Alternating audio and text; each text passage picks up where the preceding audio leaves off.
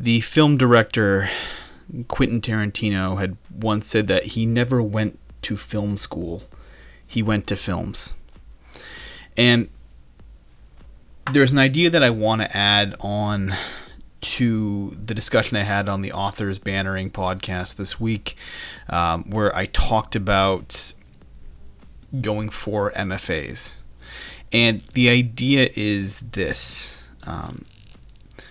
There's no amount of schooling and study that you can do that can make up for the inability to deconstruct books. That's a lot. That's a lot to throw out there. Basically, I guess in a bit much more simpler way, what I'm trying to say is, doesn't matter how much schooling you go through, whether you go for an MFA or not, you first have to be able to read and deconstruct what you read. That, if you want to be an author, that is the most important tool that you have. The ability to read a book or a short story and break down exactly what the author's doing is your superpower. Now, a lot of MFA programs, like the one I was in, actually spend a great deal of time teaching you how to do that. But regardless of whether you're taught in school or not, whether you go for any kind of degree or not, you have to learn how to do that. And this sort of skill is not something that you can acquire easily, or something that can be, acquired very passively. You can't just read books and develop this skill. It has to be something that's done very, very consciously. And this is what makes writing so difficult. This is what makes it so hard to be one of the few writers that stands out. You have to be able to look at your genre that you write in and recognize how the greats of your genre are doing it. Really for all books, but especially your genre. So if you're writing mystery books, you need to be able to read mystery books and figure out, okay, how is the author setting up the mystery? How are they setting up the clues, the red herrings? How are they foreshadowing the twist? And how is the mystery being revealed without you, the reader, really knowing it? How is the evidence all before the reader's eyes, just never putting it together until the end, right? That's just kind of one example as far as, the mystery genre goes. But the skill goes even further than that. It requires even more than just being able to deconstruct your genre. You have to learn how authors make you care about characters. Why do you as a reader become invested in a character? What specific things are the authors doing to make you like the character?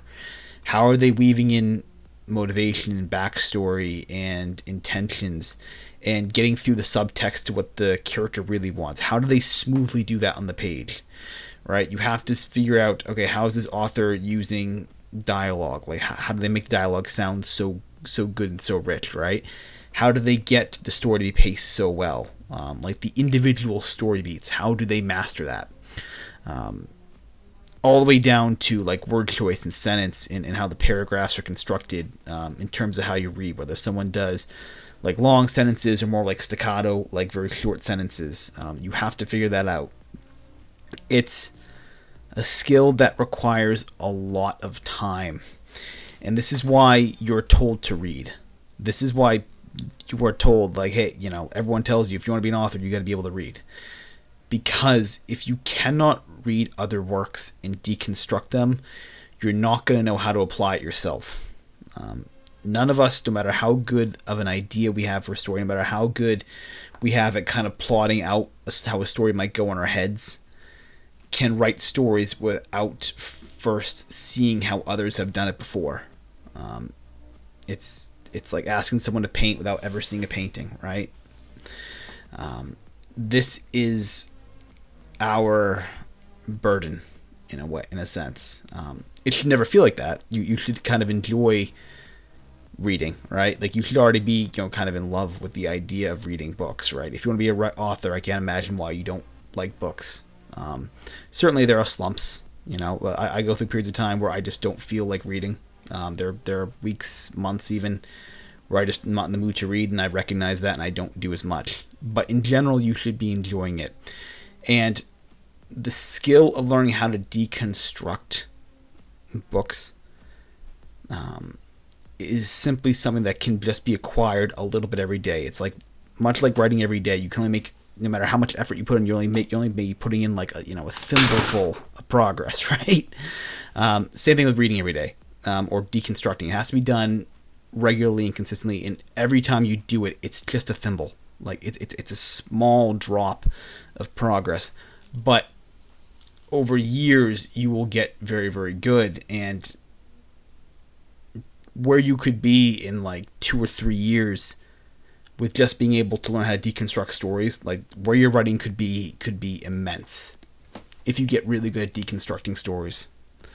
But this is the skill you need to learn, is deconstructing. You might think of it more as diagnosing, maybe doing like diagnostics, perhaps.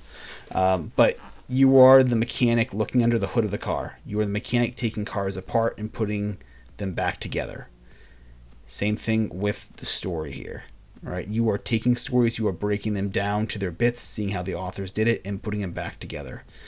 And what might help you is taking maybe like a page and just writing out what the author's doing, like what technique the author does well for the book you're reading, and how you can mimic it, right? So if an author's really good at, like, very simple, right? Author's really good at dialogue, right?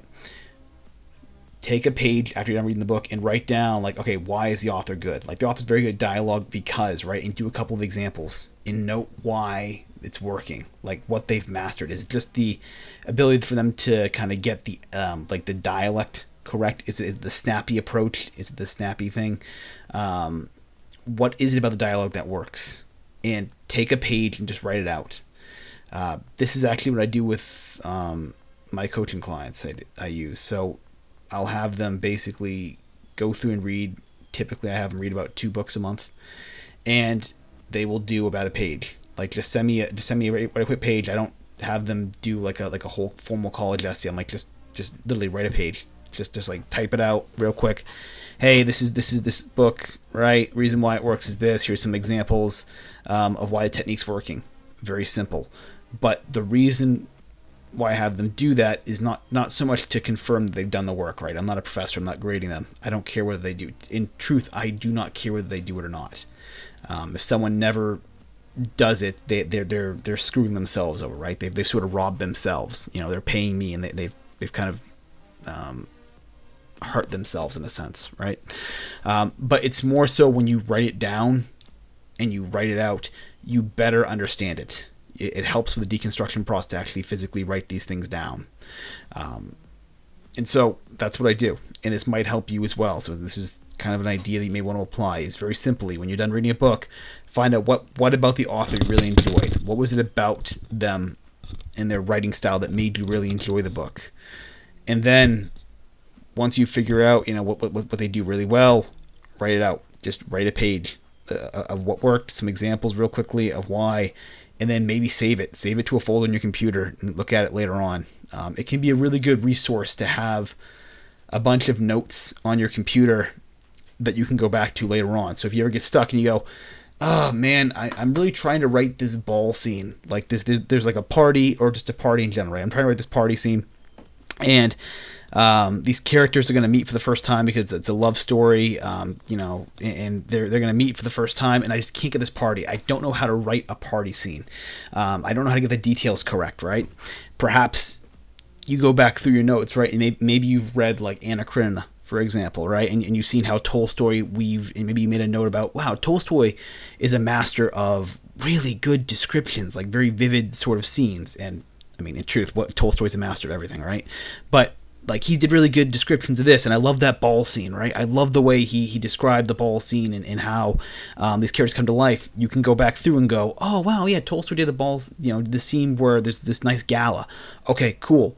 You can go back, reference that, and take, sort of steal his techniques, right, and apply it to your own work. Really good idea, and something to consider would be something like that. I know it's annoying. I understand that it is very annoying to deconstruct. I understand it takes a lot of time and effort to do this. In truth, not that much, to be honest. You're just finding what works, and you sort of know it, right? Like, we sort of intuitively know, like, oh wow, I really enjoyed this scene, and you kind of know like why you're enjoying it. So it's just going a step further and actually pinpointing exactly what it is and why it's working. But it's tedious, it's busy work, right? It is, but it's necessary.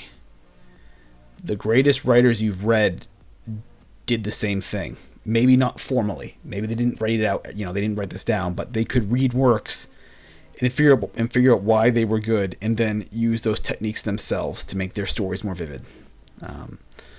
We learn by observing and applying. So, just an idea, but I hope this helps. I hope for those that are trying to improve their craft, maybe this helps a little bit to understand is the deconstructive aspect of being an author and what it takes to get really good at this art.